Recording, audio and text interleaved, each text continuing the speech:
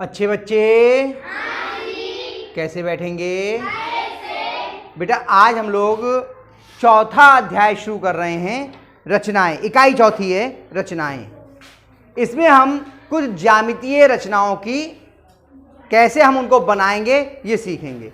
ठीक है, तो पहली रचना है किसी दिए हुए रेखाखंड को समद्विभाजित करना। रेखाखंड क्या होता है ये आपको मालूम है कि दो अंत बिंदुओं के बीच का जो रेखा होती है उसको क्या बोलते हैं? हम रेखाखंड बोलते हैं। जैसे ये हो गया, ये ना इधर से इधर जा सकती है ना ही इधर से इधर। हमें तीन चीजें पढ़ी थी, रेखा, रेखाखंड और किरण पढ़ी थी।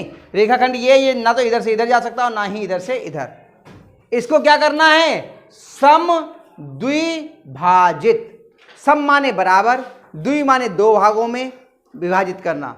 इसको दो बराबर भागों में विभाजित करना है।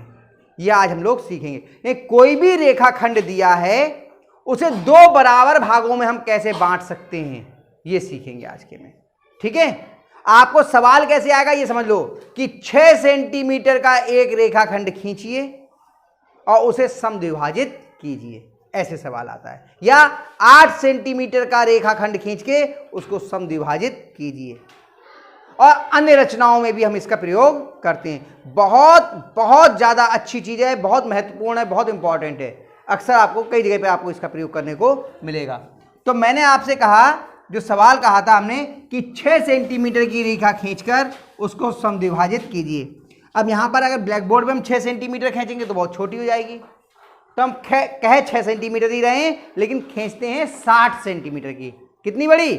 60। तो पहले हमने प्रकार वो पटरी ली और पटरी से हमने 60 सेंटीमीटर की रेखा, क्योंकि इसमें 60 दिखाई देगा, 6 तो इतनी सी हो जाएगी ना, तो दिखने में दिक्कत होगी। हम 60 सेंटीमीटर की खींच लेते हैं। ठीक है, देखिए ध्यान से। पहले हमने पटरी को कॉपी पे रखा, ठीक, और एक निशान लगाया 0 पे और एक लगाया हमने आपके यहाँ 6 पे और यहाँ पे हमने लगाया 60 पे। देखो लगा लिया, और इसको मिलाते हुए ये रेखाखंड आपने खींच लिया। ठीक है, इस रेखाखंड का आप कोई भी नाम दे सकते हैं। हमने नाम दे दिया यहां से लेकर के और यहां तक है ना, इसको नाम दे दिया हमने का खा। क्या नाम दे दिया? सही है, इतनी बात समझ में आ गई। अब इसके आगे क्या करना, ध्यान से देखो, नहीं तो समझ में नहीं आएगा। पहले रेखाखंड खींच लिया, जितना बड़ा खींचना है, कितने का? 60 सेंटीमीटर का। आपकी कॉपी में तो 60 सेंटीमीटर बहुत बड़ा हो जाएगा, 6 सेंटीमीटर का खींचेगा।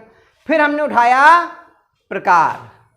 प्रकार में पेंसिल लगा ली, आप पेंसिल लगा लेना, मैंने चौक लगा ली, और प्रकार की नोक को किसी भी एक सिरे पर, चाहे इस वाले बिंदु पर और चाहे इस बिंदु पर, किसी एक बिंदु पर रखा प्रकार की नोक को, और प्रकार को खोला। कितना? कि आधे से थोड़ा सा ज्यादा हो जाए। देखो आधे से ज्यादा हो गया, ये थोड़ा आधे से थोड़ा ज्यादा हो जाए। प्रकार को हमेशा यहां से पकड़ते हैं, ठीक, प्रकार की नोक ना हिले। एक आपने ऊपर ये चाप लगाया ऐसे करके, और एक चाप आपने इसके नीचे लगाया ऐसे करके। कोई परेशानी इतने में? देखो एक चाप लगाया हमने ऊपर और एक चाप लगाया हमने नीचे, और देखो दूरी नहीं बदलनी चाहिए। अब इसकी दूरी बदल गई तो गलत हो जाएगा, इसीलिए हमने कहा ऐसे पकड़ना। अगर ऐसे पकड़ोगे आप इसको तो ये कम बड़ हो जाएगी, दूरी उतनी ही रहे। ठीक, अब हमने प्रकार की नोक को रखा इस वाले सिरे पर, इस वाले बिंदु पर रखा, और इसको हमने काट दिया। देखो यहां बनाया और यहां बनाया।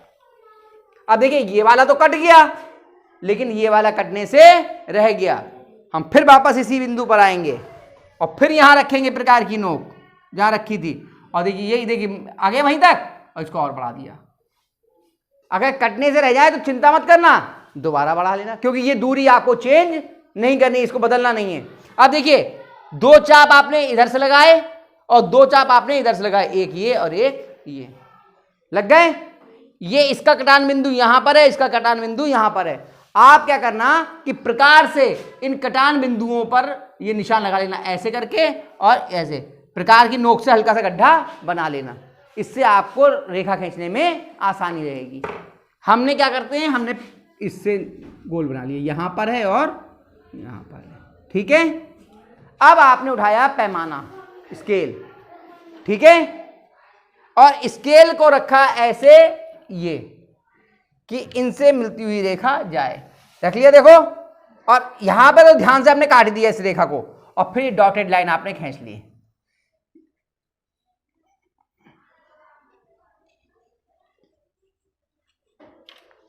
खिंच गई।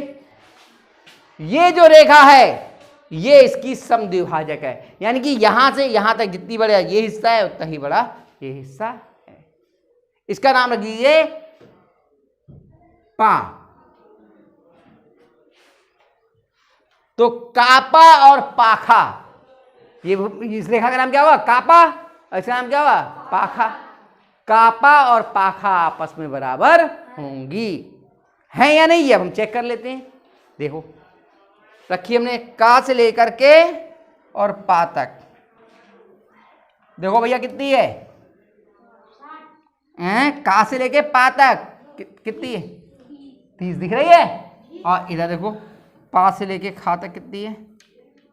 देखो कितनी है, दिख रही है? यानी कि 30 सेंटीमीटर ये हुई और 30 सेंटीमीटर ये हुई, और पूरी कितनी थी? 60 सेंटीमीटर। हो गया समद्विभाजक? आया समझ में? एक चीज और समझ लो, इसी रेखा को हम लंबार्धक भी बोलते हैं। क्या बोलते हैं?